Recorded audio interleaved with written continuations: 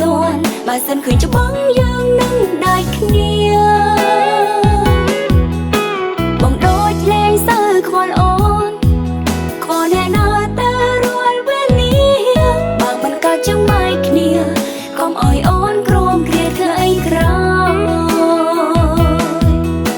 ចេះមើលចិនមនុស្សពេលណាឬជីវ៉ាទៅរកគ្រូទី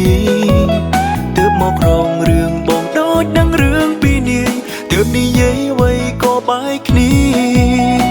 កុំកិនខឹងតាមអារម្មណ៍ចិត្តបងមិនចេញតែរីរាមិនមែនអួតខ្លួនឯងគឺបងហ៊ានធានាគ្មានវេលាឲ្យចិត្តអ្នកផ្សេ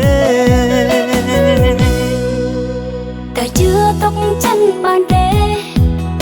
ជឿបានមិននឹងយាយលេងយើងពីរអ្នកជឿខ្លួនឯងថាស្រឡាញ់គ្នារៀងរហូត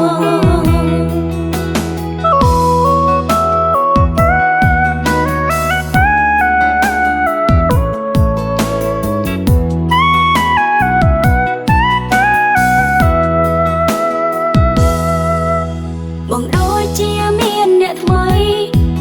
បងដូចជាផ្លើយខំមុនសុំកុំអោយអូនតាមទាន់បើសិនឃើញច្បងយើងនឹងได้គ្នា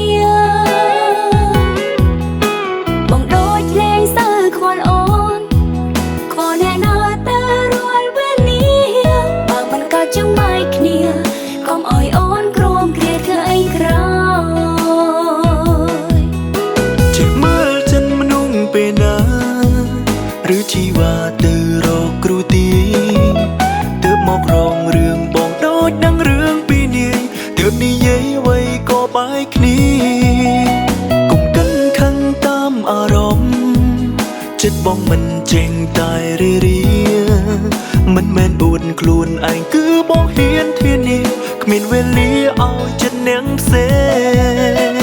ងតែជឿទុកចិនបានទេជឿបានមិននឹងយាយលេងយើងពីរអ្នកជឿខ្លួនឯងថាស្រឡាញ់គ្នារៀងរហូត